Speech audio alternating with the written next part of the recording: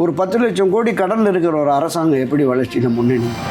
வளர்ச்சி திட்டங்களுக்காக கடன் வாங்கலாம். இன்னைக்கு பல லட்சக்கணக்கான கோடி ரூபாய் விளம்பரங்கள், அரசு பணம் விளம்பரங்களுக்கு மட்டுமே போய் சேரும். 50,000 கோடி ரூபாய் இலக்கு நிர்ணயித்து மது விற்பனை. ஒரு டெய்லி டிவியில் போதை இல்லாத உலகத்தை உருவாக்குறேன்னு சொல்லிட்டு இருக்காரு.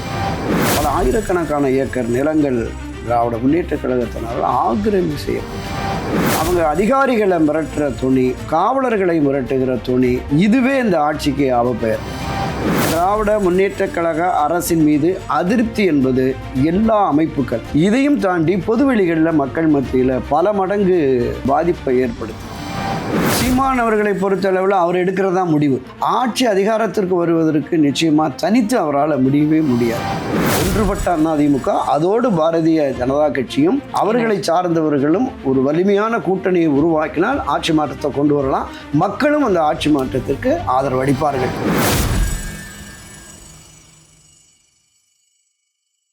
திங்க் பாலிடிக்ஸ் நேயர்களுக்கு வணக்கம். நான் உங்க நிவேதிதா சந்திரசேகர். இன்னைக்கு நம்மளுடைய சிறப்பு நேர்காணலுக்காக அரங்கத்திற்கு மூத்த பத்திரிகையாளரும் திராவிட இயக்க ஆய்வாளருமான திரு துரைகருணா நம்ம அரங்கத்திற்கு வந்திருக்கிறாரு. அவரை வரவேற்கலாம். வணக்கம் சார். வணக்கம் சகோதரி. திமுகவுடைய ஆட்சி அமைந்து 4 ஆண்டுகள் முடிஞ்சு போச்சு. நம்ம நேற்று பேப்பர்லலாம் பார்த்துருப்போம். முதல் பக்கத்துலேயே பெரிய பெரிய அட்வர்டைஸ்மெண்ட்ஸாக இருந்தது, நிறைய ப்ரொமோஷன்ஸ்.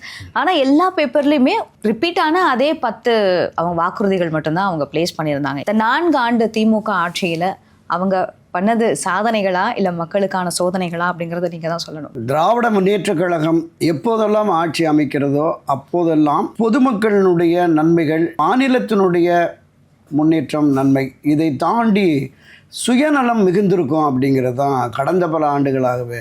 1967ஆம் ஆண்டு பேரறிஞர் அண்ணா அவர்கள் திராவிட முன்னேற்ற கழக ஆட்சியை நிறுவுகிறார். 69 துரதிருஷ்டவசமாக அவர் இறந்துறார். அந்த 2 ஆண்டுகள் முழுக்க மக்களுக்கான ஆட்சியாகவே இருந்தது. மரியாதைக்குரிய மறைந்த முன்னாள் முதலமைச்சர் கலைஞர் கருணாநிதி 69 அண்ணா மறைவுக்கு பிறகு முதலமைச்சராக 69 to 71 அந்த 2 ஆண்டுகள் ஓரளவுக்கு அந்த திமுகவினுடைய பாணியிலேயே தான் இருந்தது. 71 அவர் மீண்டும் வெற்றி பெறுகிற பொழுது கிட்டத்தட்ட ஒரு 184 இடங்களில் தமிழக தேர்தல் அரசியல் வரலாற்றிலே இல்லாத அளவுக்கு ஒரு பெரிய வெற்றியை பெறுகிறார். என்ன காரணம்னா, அன்றைய தினம் இந்திரா காங்கிரஸோட அவங்க அலைன்ஸ் போட்டு வெறும் நாடாளுமன்ற தொகுதிகளை மட்டுமே ஒரு 25 தொகுதிகளை கொடுத்துட்டு சட்டமன்றத்தில் ஒரு தொகுதி கூட கொடுக்கல. 200க்கும் மேற்பட்ட தொகுதிகளில் திராவிட முன்னேற்ற கழகம் நின்னதுனால அந்த 184 இடங்களில் வெற்றி பெற்றது. திராவிட முன்னேற்ற கழகத்தினுடைய தலைவர் பொறுப்பையும் ஏற்றார். அது வரைக்கும் பேரறிஞர் அண்ணா காலம் வரைக்குமே பொதுச் செயலாளர் தான், நாவலர் தான் பொதுச் செயலாளர் இருந்தார். கட்சியினுடைய சட்டத்திட்ட விதிகளையே திருத்தி கட்சியின் தலைமை பொறுப்பு, ஆட்சியின் தலைமை பொறுப்பு என்று வந்ததற்கு பிறகு அவருடைய போக்கில் ஒரு பெரிய மாற்றம் இருந்தது. பெரும்பாலுமே இன்றைய காலகட்டத்தில் இருக்கிற இதே பாணி தான் அப்போவே 70-71 காலகட்டங்களிலேயே இருந்தது. இந்த கைரிக்ஷா ஒழிப்பு திட்டம், கண்ணொளி வழங்கும் திட்டம், தொழுநோயாளிகள் மறுவாழ்வு திட்டம், பிச்சைக்காரர்கள் ஒழிப்பு திட்டம், அது மாதிரி திட்டங்களை அறிவித்து அந்த திட்டங்களின் மூலமாக பெரிய அளவில் விளம்பரப்படுத்துறது. மக்களுக்கு ஒரு பெரிய ஆட்சி, இந்த ஆட்சி மக்களுக்கான ஆட்சி என்கிற ஒரு தோற்ற பொறிவை தான் கொண்டு வந்தாங்களே தவிர பெரிய அளவில் இந்த சாதனைகள் என்று சொல்வதற்கு பெரிய அளவில் இல்லை அப்படிங்கிறது தான். அந்த பாணியில் இப்போ இந்த 4 ஆண்டுகளுமே இந்த ஆட்சி வருது பார்ப்போம். 10 ஆண்டு அண்ணா திராவிட முன்னேற்ற கழக ஆட்சி அது ஒரு மக்கள் விரோத ஆட்சி. அங்கே கலெக்ஷன், கரப்ஷன், கமிஷன், இதுதான் இவங்களுடைய நோக்கமாக இருக்குது. இந்த ஆட்சியை அகற்றி ஒரு விடியலை தரப்போகிறோம் அப்படிங்கிற மாதிரி வந்தது. இங்கேருந்து ஒரு 300-400 கோடி ரூபா கொடுத்து பீகாரிலிருந்து ஒரு பிரசாந்த் கிஷோர்னு ஒரு வியூக வகுப்பாளரை அழைச்சிட்டு அவர் கொடுத்த அந்த திட்டத்தின் அடிப்படையில் இந்த தேர்தலை எதிர்கொண்டார்கள். 10 ஆண்டு அண்ணா திராவிட முன்னேற்ற கழக ஆட்சி தொடர் ஆட்சியாக இருந்ததுனால் மக்கள் மத்தியிலையும் ஓரளவுக்கு ஒரு மாற்றத்தை விரும்புகிற மனோநிலை வந்ததால் இந்த ஆட்சி வந்துருச்சு. அப்போவே ஸ்டாலின் தான் வராரு, விடியல் தர போகிறாரு அப்படிங்கிற அந்த ஹோர்டிங்கை வச்சுட்டு தான் பெரிய அளவில் கொண்டு வந்தாங்க. சரி, நிச்சயமாக விடியல் கிடைக்கும் அப்படிங்கிற மாதிரி மக்கள் எதிர்பார்ப்பு இருந்தது. கிட்டத்தட்ட ஒரு 515-520 வாக்குறுதிகளை ஒரு பெரிய புத்தகமாகவே அச்சடித்து கொடுத்தார்கள். இது எல்லாமே நாங்கள் நிறைவேற்றிடுவோம் அப்படின்னு. இதையும் தாண்டி ஒவ்வொரு பொதுக்கூட்டத்தின் போதும் பல்லாயிரக்கணக்கான புகார் மனுக்கள் வாங்கினாங்க.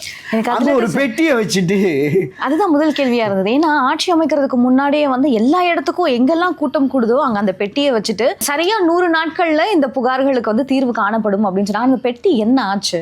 அதுதான் மரியாதைக்குரிய முதலமைச்சர் தான் நம்ம கேட்கணும்.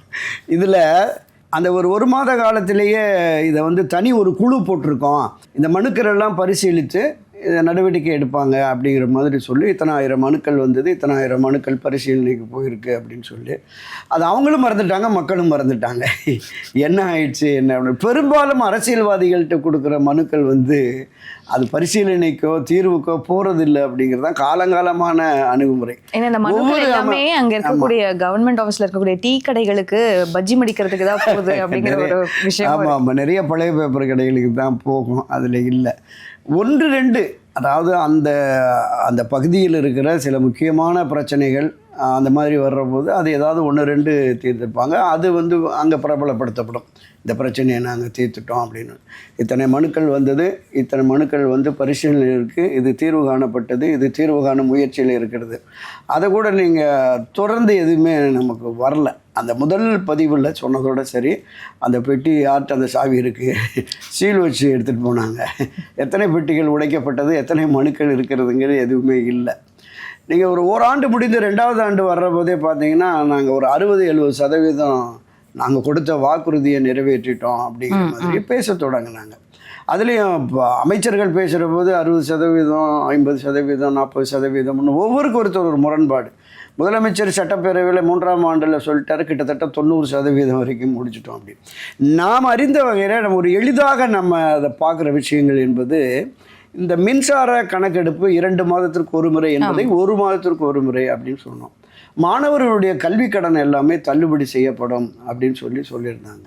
இப்படி ஒரு குறைந்தபட்சமாக அந்த நகைக்கடன் தள்ளுபடி, விவசாயிகளுக்கான கடன் தள்ளுபடி, இப்படி 1-2 மக்களுக்கான விஷயங்கள் பல வாக்குறுதிகளாக கொடுத்தாங்க. இல்லை, இதையும் தாண்டி அரசூழியர்கள், ஆசிரியர்கள், மருத்துவர்கள், செவிலியர்கள் எல்லோருக்குமே வாக்குறுதி கொடுத்தாங்க. உதாரணத்துக்கு இந்த மருத்துவர்கள் கொரோனா பீரியடில் தொடர்ந்து அப்போ போராடிட்டு இருந்தாங்க. கடந்த ஆட்சியின் போதுமே, அண்ணா திராவிட முன்னேற்ற கழக ஆட்சியின் போதே திரு கருணாநிதி அவர்கள் மறைவதற்கு முன்னால் ஜிஓ 354 அது வந்து மருத்துவர்களுக்கான அந்த அரசாணையை வெளியிட்டு அதை நாங்கள் 1 மாதத்துக்குள்ளே நிறைவேற்றுவோம்னு ஒரு வாக்குறுதி கொடுத்தாரு. அவர் மறைந்துட்டார். அண்ணா திராவிட முன்னேற்ற கழக ஆட்சியின் போது இவங்க போராட்ட களத்தில் இருக்கிறாங்க. மருத்துவர்கள் போராட்ட களத்தில் இருக்கிற போது அந்த போராட்டத்திற்கு அன்றைய எதிர்க்கட்சி தலைவர், இன்றைய முதலமைச்சர் திரு ஸ்டாலின் வந்து உட்கார்ந்து, இந்த ஆட்சி உங்களுக்கு எதுவுமே செய்யாது, நான் ஆட்சி அமைந்தவுடனே 1 மாத காலத்தில் தலைவர் போட்ட அந்த ஜிஓவை நிறைவேற்றுறேன், அந்த மருத்துவ ஊதியங்களையும் நான் உயர்த்துறேன் அப்படின்னு ஒரு வாக்குறுதி கொடுத்தார். 4 வருஷம் முடிஞ்சிருச்சு, எதுவுமே இல்லை. அவங்க ஒரு குறைந்தபட்ச நியாயமான கோரிக்கை கேட்குறாங்க. விவேகானந்தன் ஒரு டாக்டர் இந்த கொரோனா பீரியடில் இறந்துட்டார். 11 மருத்துவர்கள் கொரோனா பீரியடில் இறந்துட்டாங்க. 10 பேர் இந்த ஆட்சியை நம்பி பயன் இல்லைன்ட்டு அவங்க குடும்பத்தை பார்க்க போயிட்டாங்க. இவங்க மிக நடுத்தர குடும்பம். அந்த அவருடைய மனைவிக்கு வேலை கேட்டு இந்த 4 வருஷமாக போராடிட்டு இருக்காங்க. உதவித்தொகையும் வரலை. காரணம் சொல்கிற மருத்துவத்துறையில் மக்கள் நல்வாழ்வுத்துறை அமைச்சர் சொல்கிறாரு, அவங்க குடும்பத்துக்குள்ள பிரச்சனை, 2 பேர் கேட்குறாங்க, 2 மனைவி அப்படின்னு. அவங்க பாவம் வேதனைப்பட்டாங்க, அந்த டாக்டருடைய அப்பாவும் மனைவியும். அவங்க போய் ஆர்டிஐயில் போட்டு இவங்க ஒருத்தர் தான் மனைவி, இவங்க தான் இந்த உதவி கோருகிறார்கள் அப்படின்னு சொன்னதுக்கு பிறகுமே இன்னும் அது வரலை. இதுதான் அந்த ஆட்சியுடைய லட்சணங்கிற மாதிரி. அரசூழியர்கள், ஆசிரியர்கள், மருத்துவர்கள், செவிலியர்கள், போக்குவரத்து ஊழியர்கள், மின்வாரிய ஊழியர்கள், விவசாயிகள் எல்லா தரப்புமே போராட்ட களத்துக்கு வந்துட்டாங்க. கடந்த சட்டமன்ற கூட்டத்தொடரில் தான் அந்த அரசூழியர் ஆசிரியருக்கு ஒரு 9 விதமான அறிவிப்பு. தேர்தல் நெருங்குவதால் இந்த அறிவிப்பை எந்த அளவுக்கு செயல்படுத்த போகிறாருங்கிறத நம்ம பார்க்கணும். ஏன்னா கிட்டத்தட்ட 10 லட்சம் கோடிக்கு மேலே கடன் ஆகிப்போச்சு. 4.25 லட்சம் கோடி தான் அண்ணா திராவிட முன்னேற்ற கழக ஆட்சியின் போது கடனாக இருந்தது. 5,16,000 கோடியும் இப்போ 10 லட்சத்தை தாண்டிடுச்சு. வளர்ச்சி பாதையில் முன்னணியில் இருக்கிறோம் அப்படின்னு சொல்லி எல்லா பத்திரிகைகளையும் விளம்பரம் கொடுத்துட்டு ஒரு 10 லட்சம் கோடி கடனில் இருக்கிற ஒரு அரசாங்கம் எப்படி வளர்ச்சியில் முன்னணிக்கு போகும்? அது ஒரு மக்கள் மத்தியில் ஒரு பெரிய பொருளாதார நிபுணர்களும் சரி, சாதாரண மக்களுமே கேட்குறாங்க. இத்தனை லட்சம் கோடி கடனை வச்சுக்கிட்டு நம்ம முன்னேறி போயிருக்கோம்னு சொல்கிறேன். யார் ஆட்சிக்கு வந்தாலுமே கடன் வாங்குறது அப்படிங்கிறது புதுசு கிடையாது. மக்களுடைய தேவைகளுக்கு அவங்களுக்கு இந்த மாதிரியான வாக்குறுதிகள் கொடுக்கும்போது நிறைவேற்றதுக்காக வாங்குறது அப்படின்னு. ஆனால் குறிப்பாக சொல்லணும்னா இந்த ஆட்சி இந்த 4 ஆண்டுகளில் வந்து இப்போதான் தமிழ்நாடு இருக்கிறதுலேயே அதிகமான கடன் வாங்கியிருக்கு அப்படின்னு சொல்கிறாங்க. பட் அவ்வளோ கடன் வாங்கி இவ்வளவு வாக்குறுதிகள் 10 மட்டும்தான் நிறைவேற்றிருக்காங்க அப்படின்னா மிச்ச பணமெல்லாம் எங்கே போச்சு? இல்லை, பொதுவாக ஒரு அரசாங்கம் கடன் வாங்குறது நிச்சயமாக வளர்ச்சி திட்டங்களுக்காக கடன் வாங்கலாம், கட்டமைப்பை உருவாக்கலாம். ஆனால் வெறும் விளம்பர திட்டங்களுக்காக கடன் வாங்கி பண்ணுறதுங்கிறது வந்து நிச்சயமாக ஒரு அரசாங்கம் வந்து அது ஒரு சரியான அணுகுமுறை இல்லை அப்படின்னு தான் பொதுவெளிகளில் பார்க்குறாங்க. இப்போ ஒவ்வொரு இடத்துல போனாலும் எங்கே போனாலுமே இந்த ஹோர்டிங்ஸ் இருக்கும். காலையில் உணவு கொடுக்குறாருன்னா அது காலை உணவு திட்டம்னு சொல்லிட்டு லட்சக்கணக்கான இப்போ இந்த 4 ஆண்டு சாதனை சரி முதலாண்டு முடிஞ்சு 2ஆம் ஆண்டு 3ஆம் ஆண்டு 4ஆம் ஆண்டுன்னு இன்றைக்கி பல லட்சக்கணக்கான கோடி ரூபாய் விளம்பரங்கள், அரசு பண விளம்பரங்களுக்கு மட்டுமே போய் சேருது. ஒவ்வொரு ஆங்கில பத்திரிகை, தமிழ் பத்திரிகைகளுக்கு விதவிதமாக பக்கமாக விளம்பரங்கள் போய் சேருது. இல்லை என்னென்னா, நம்ம இந்த கிராம பகுதியில் ஒரு பழமொழி சொல்லுவாங்க, கழுதை பெறுவது 1/4 பணம், சுமை கூலி 3/4 பணம் அப்படிங்கிற மாதிரி. இந்த திட்டங்கள் வந்து இப்போ பெரிய அளவில் இருக்காது, ஆனால் அதனுடைய விளம்பரம் என்பது பல லட்சக்கணக்கான கோடி ரூபாய் போகுது. அது மக்கள் மத்தியில் ஒரு பெரிய அதிர்ச்சியை உருவாக்கியிருக்கு. அரசினுடைய செயல்பாடுகள் எப்படி இருக்குன்னா, ஒரு யார் முடிவெடுக்கிறது அப்படிங்கிற மாதிரி அதிகார மையங்கள் அதிகமாகி போயிடுச்சு அப்படிங்கிற மாதிரியான ஒரு பார்வை இருக்கிறது. பொதுவெளிகளில் திராவிட முன்னேற்ற கழகத்தினருடைய செயல்பாடுகள் இருக்குல்ல, அது இந்த ஆட்சிக்கு மிகப்பெரிய அவப்பெயரை தொடர்ந்து மிக மூத்த அமைச்சர்களிலிருந்து கீழே இருக்கிற சாதாரண மாவட்ட திமுக நிர்வாகிகளுடைய ஒரு பெரிய அளவில் மக்கள் விரோத செயல்களில் தொடர்ந்து ஈடுபட்டு இருக்காங்க. மரியாதைக்குரிய செல்வி ஜெயலலிதா ஆட்சி காலத்தில் இந்த நில அபகரிப்புக்குன்னே ஒரு சட்டம் கொண்டு வந்திருந்தாங்க. அதற்கு முந்தைய திராவிட முன்னேற்ற கழக ஆட்சியில் நடந்த அந்த அவலங்களை போக்குவதற்காக தான் ஏராளமான பல ஆயிரக்கணக்கான ஏக்கர் நிலங்கள் திராவிட முன்னேற்ற கழகத்தினால் ஆக்கிரமி செய்யப்பட்டது. அதை எல்லாத்தையுமே அந்த நில அபகரிப்பு சட்டத்தின் கொண்டு வந்து தான் நடவடிக்கை எடுத்தாங்க. இன்றைக்கு அந்த நிலை இருக்கிறதாக பரவலாகவே நமக்கு பேசப்படுகிறது. ஒவ்வொரு பகுதிகளிலும் இருக்கிற அந்த திராவிட முன்னேற்ற கழகத்தின் அமைச்சர்களானாலும் சரி, மாவட்ட மாநில நிர்வாகிகளாலும் சரி, நாடாளுமன்ற சட்டமன்ற உறுப்பினர்களாலும் சரி, அவங்க அதிகாரிகளை மிரட்டுற துணி, காவலர்களை மிரட்டுகிற துணி, இதுவே இந்த ஆட்சிக்கு அவப்பெயர். ஸ்டாலின் அவர்கள் சொன்னாங்கல்ல, ஒவ்வொரு நாளும் நான் தூங்கி எந்திரிக்கிற போது என்ன நடந்திருக்கும் அப்படிங்கிற மாதிரி தூக்கத்தையே கெடுத்துட்டீங்க அப்படின்னு சொல்லிட்டு அது நம்ம பொதுவெளிகளில் பார்த்தோம். திரு பொன்முடி ஆகட்டும், திரு துரைமுருகன் ஆகட்டும், திரு கே.எஸ்.ஆர். ராமச்சந்திரன் ஆகட்டும், இப்படி ஒரு அனுபவமிக்கவர்களுடைய செயல்பாடுகள். இன்னொன்று, இந்த பக்கம் மக்களுக்கு பயனளிக்கக்கூடிய திட்டங்கள் எதுவும் குறிப்பிடும்படியாக இருக்கிறதா அப்படின்னு சொன்னால் எதுவுமே நமக்கு தெரியலை. நீங்கள் குறிப்பிட்ட மாதிரி ஒரு 10 திட்டங்களை போட்டு இது பண்ணியிருக்காங்கன்னு. இதை தாண்டி சென்னையில், திருச்சியில், மதுரையில் மறைந்த முன்னாள் முதலமைச்சர் கருணாநிதி பேரில் 200 கோடி 300 கோடி 350 கோடின்னு அவர் பேரில் ஸ்கீம்ஸு கொண்டு வந்து தொடங்கி நூலகங்களுக்கு பெயர் வைக்கிறது, அது மாதிரி வேலைகள். நல்ல வேலை இந்த கடலில் பேனா வைக்கிறேன்னு ஒன்று அறிவித்தாங்க. அது நிறுத்திட்டாங்கன்னு தான் நினைக்கிறேன்.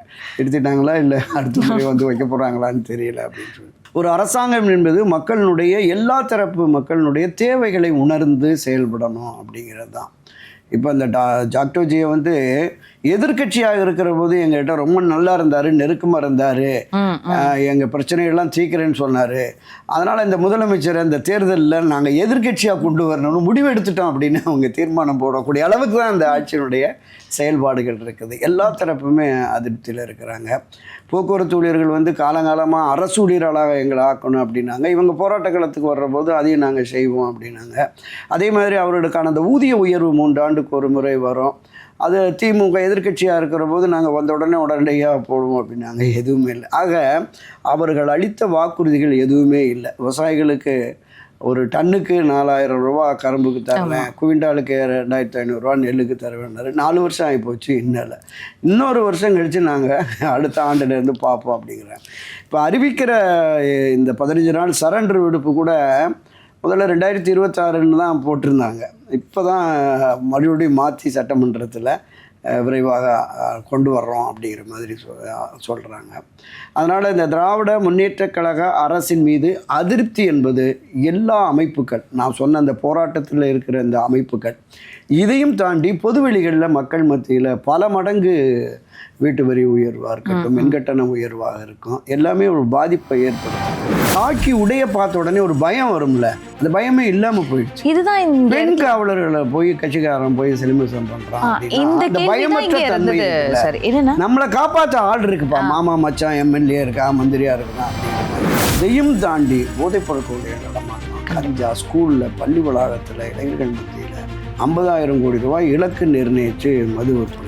ஒரு டெய்லி டிவியில் வந்து போதை இல்லாத உலகத்தை உருவாக்குறேன்னு சொல்லிட்டு இருக்காரு. வேறொரு பாதையில் அந்த போதை போயிட்டு இருக்கு.